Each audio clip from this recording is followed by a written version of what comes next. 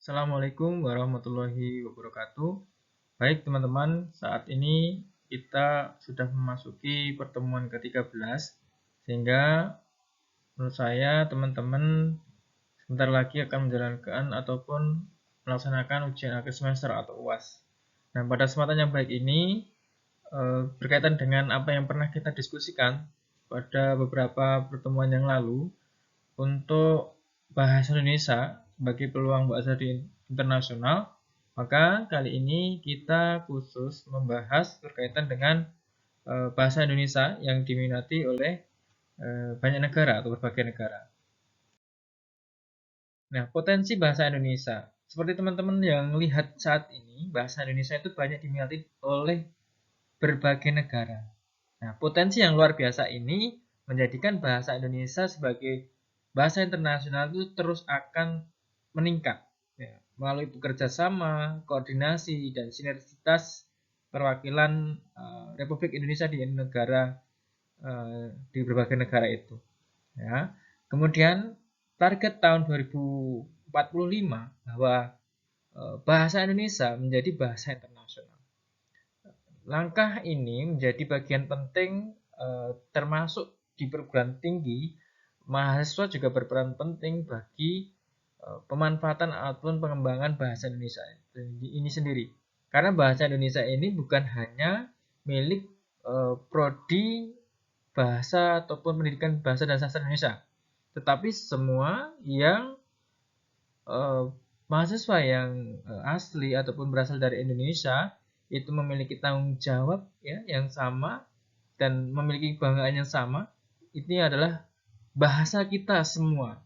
Ya, jadi tidak hanya tugas dari mahasiswa prodi pendidikan bahasa dan sastra Indonesia saja, tapi ini adalah semua ya, semua mahasiswa, semua prodi ataupun semua pihak yang berperan ya, berperan aktif untuk memaksimalkan memanfaatkan ya bahasa Indonesia. Nah, tujuannya adalah nanti bahasa Indonesia semakin banyak yang menggunakan, tidak hanya terbatas di negara kita, tetapi di negara-negara luar sana. Nah, ini sudah kita mulai. Nah, ataupun sudah lama ya untuk memulai ini. Nah, di sini potensi bahasa Indonesia itu ada 3 poin penting ya, teman-teman. Kenapa bahasa Indonesia ini diminati atau semakin meningkat ya diminati oleh berbagai negara ini. Nah, ini teman-teman, ini juga membuka peluang bagi kita, membuka lowongan pekerjaan juga. Karena selain kita sebagai pengajar, di situ tentu teman-teman menjadi wakil ya ketika nanti teman-teman.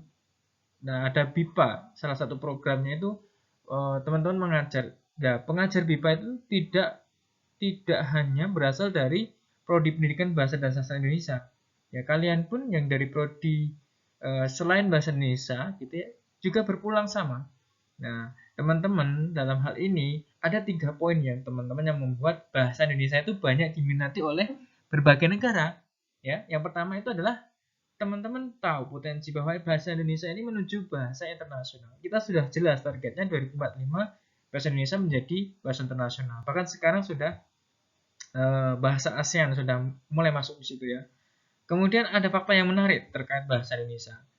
Nah, kemudian selanjutnya ada program BIPA. BIPA itu adalah bahasa Indonesia bagi penutur asing. Ya, itu semakin meningkat. Nah, coba kita lihat ya satu persatu terkait 3 hal ini. Ya, yang pertama adalah menuju bahasa internasional. Ya, Indonesia, negara kita itu ingin meningkatkan jati diri, meningkatkan martabat bangsa. Nah, melalui apa? Melalui bahasa Indonesia.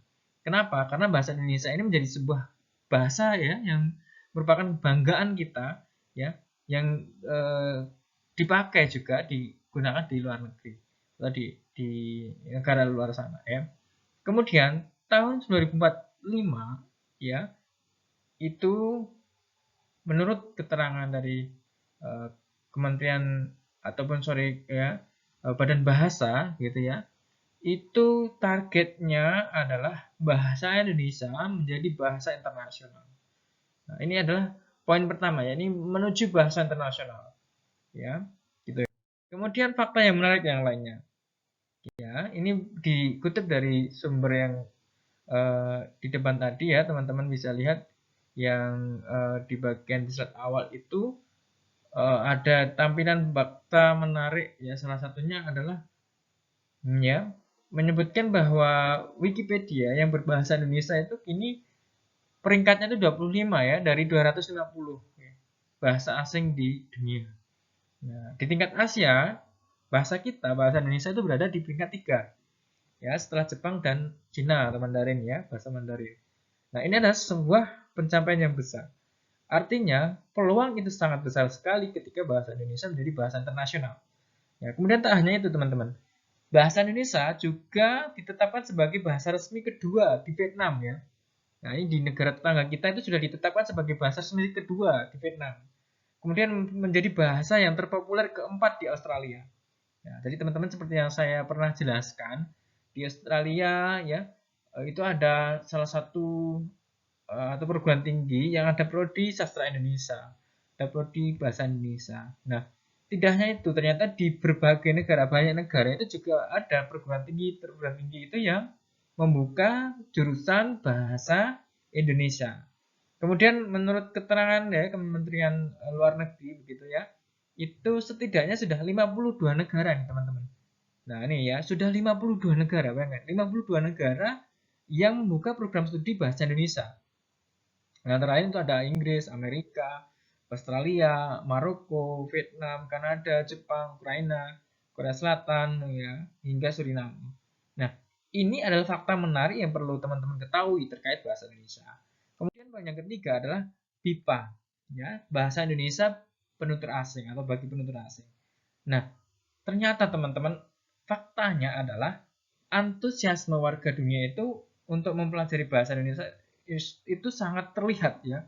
Kenapa? Dari program yang di Badan Bahasa itu ya ada BIPA itu eh, telah memfasilitasi ya Kementerian Pendidikan dan Kebudayaan dalam hal ini memfasilitasi 146 lembaga di 29 negara itu untuk mengadakan program BIPA ini.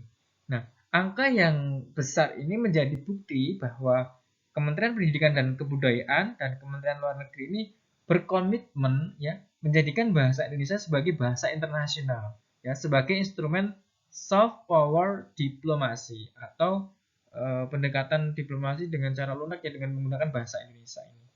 Nah, program BIPA itu adalah program pembelajaran keterampilan berbahasa Indonesia. Nah, apa saja sih yang ada di BIPA itu? Misalnya, di situ ada keterampilan berbicara, menulis, membaca, dan mendengarkan. Tentunya ini bagi penutur asing gitu ya. Nah, pembelajaran BIPA ini membutuhkan kurikulum teman-teman. Nah, bahan ajarnya ya termasuk buku ajar, kamus bahasa, kemudian metodenya juga ya, kemudian media belajarnya, audiovisual ya, itu dirancang khusus ya untuk kepentingan BIPA. Nah, bagi teman-teman nanti yang berminat ya ataupun penasaran apa sih BIPA itu nanti bisa berselancar mencari BIPA itu ya. Jadi teman-teman yang uh, terbuka sekali ya peluang pengajar BIPA ini dan apa namanya bahasa Indonesia ini tidak hanya milik teman-teman mahasiswa yang prodi pendidikan bahasa Indonesia, bahasa dan sastra Indonesia, tetapi kita semua memiliki tanggung jawab untuk mengembangkan, melestarikan, ya, mengembangkan potensi yang kita miliki ini adalah bahasa Indonesia. Dalam hal ini adalah bahasa Indonesia.